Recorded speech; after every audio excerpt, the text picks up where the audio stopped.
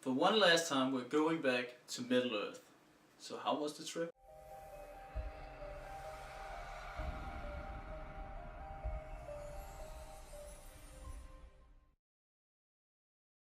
The Hobbit Crash of 5 Armies is of course directed by Peter Jackson. The cast is pretty much the same. We have Martin Freeman as Bilbo Baggins and Ian McKellen as Gandalf the Grey.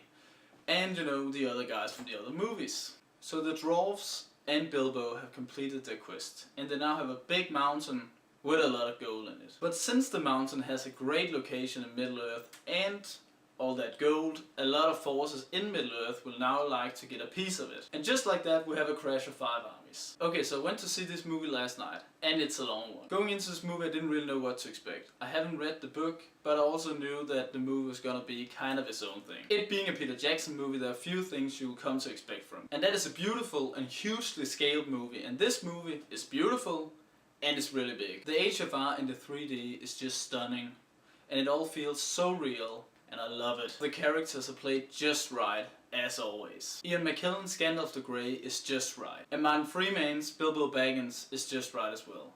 Actually that goes for a lot of the old characters from the previous movies. There are wonderful and exciting shots of war and destruction. And a lot of exciting one-on-one fights. But unfortunately that's sort of it. If you look aside from the fanboy inside of you, what do we have left? As I mentioned before, it's a long movie. If you look at the progression of it, it sort of comes and goes. There were moments where I was sitting at the edge of my seat and loving every second of it, but unfortunately most of the time I was kind of bored. This comes down to the pacing of the movie. It feels very slow and very spontaneous, and this doesn't work so well at all. A bit into the movie, all sorts of things are taking place, and you're just thinking, how can all this happen right now? I mean, we have 1.5 hours left, what are they gonna do for the rest of the movie? But then it slows down. It slows way down. And then it tries to build some new obstacles. So they can do it all over again. And this doesn't work too well. Not at all. And this is one of the reasons why this movie falls down a lot compared to the other ones. Another thing is the humor. This is a huge problem in movies today. All movies are trying to be funny or witty or whatever, but it all comes off so cheesy and so lame. And if that's the way it has to be, then just don't do it. Just don't do it at all. There's no need to shovel in some unnecessary, ridiculous character just to pull in some laughs. And a guy just like that was in this movie. And he was in a lot of this movie. And I didn't care for him for 1 second. He was so unnecessary.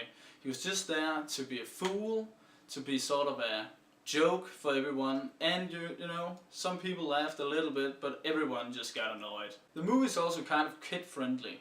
There's no blood, there's no gore.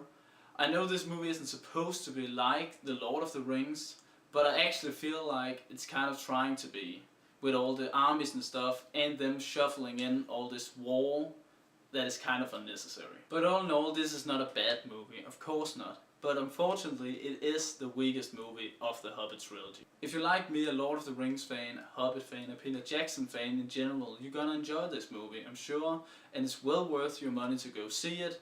It's beautiful, it's spectacular even, but there's nothing behind it, unfortunately. I'm gonna give this movie a 6 out of 10.